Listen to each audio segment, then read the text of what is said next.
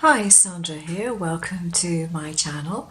This is today's card, the finished version. I think it's rather pretty. I do have variations of it. In a second, I'll show you how I did this particular one, and then I will show you the rest of them afterwards.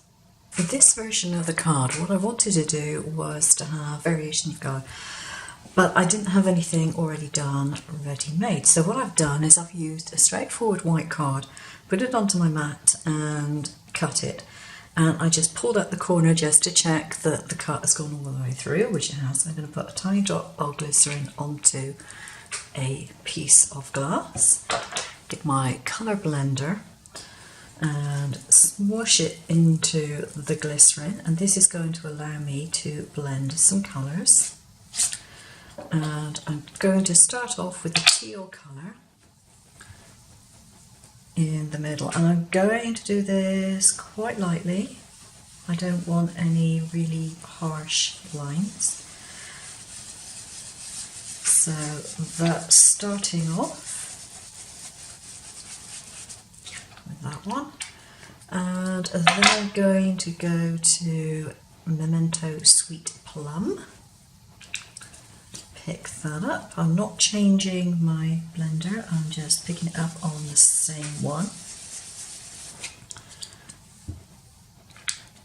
Need a little more there.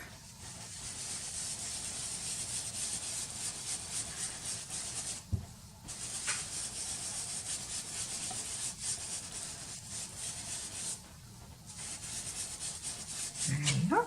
And lastly, I'm going to go for elderberry, which is a very dark colour indeed. And I'm going to go around this bottom edge. And then take it around here. Now the reason I've done this with the cuts in situ is because it's easier. If I was to take all the bits out of this and then to colour it, it would be far harder to do because of the bits missing, and I'd probably end up putting bits up that I didn't want to do. So that's it. Now I've made sure not to get actually too much stuff on my mat, but I'll clean it off with alcohol just in case. So I can now peel that away and hopefully peel this up. And pretty much most of it should come up without me having to do a lot of weeding. Oh yes, I've got one tiny little piece to weed just there, and that's it. So I'm going to just stick a tool through that and pop it out. There we go. So that is my front panel, all ready to go. That's the easy way of doing it. Now in this particular case, I want to put this very sparkly sticky backed vinyl underneath it to provide the contrast. That's what I want to do. But this stuff is notorious because it's plastic coated, it doesn't always take to glues very well. So what I'm going to do is put some small pieces of a double-sided tape on, because these I know at least will actually adhere. So I've got it stuck together and I'm happy with the result. Now I've decided to go with a deep blue base, and it's an A6 card. So that's just half of an A5, and I want to put that in like so.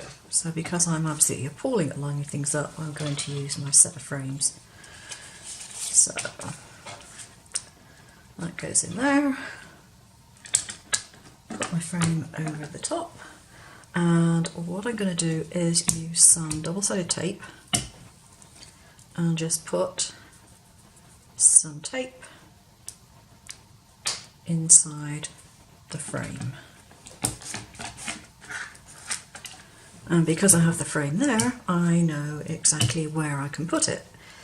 So there's no danger of me getting the tape outside of the lines, as it were. Check that is in place, which it is. Just hold it down, a couple of fingers, slide that over to the left, place it in there, lift my frame off, and I've got it centered. There we are. So that's the finished card. Now I've done several versions of this. Right, so this is the original version of the card. Now I've made it so that it has cutouts on the front panel, so it's really, really easy to do. The second version I have here, I've just got this cut out, none of the rest of the panel is cut out. I've just used a pen to make some silver dots and added a few little gems on it for some extra sparkle. So that's version number 2. This one is a slightly different version. I've used a base card. Again, I've used a piece of patterned paper behind, but I've actually cut out the sentiment as a floating sentiment and then stuck that in the middle of the hole. So again, slightly different. And then the final one, I cut out some dots and some flowers, and the sentiment part is centered. As it happens, the holes that I made for the dots just precisely fitted some gems that I had.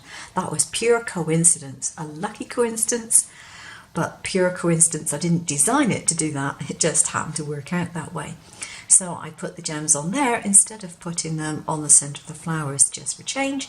But of course you could use some more gems on the centres of the flowers if you wanted to, and even possibly use ones of a different colour. So there we are, 4 different cards from the same design file. All the different design options are catered for with the file that will be linked below. So you can mix and match, pick and choose, and hopefully come up with some variations of your own. Thanks for watching. Take care now. Bye bye.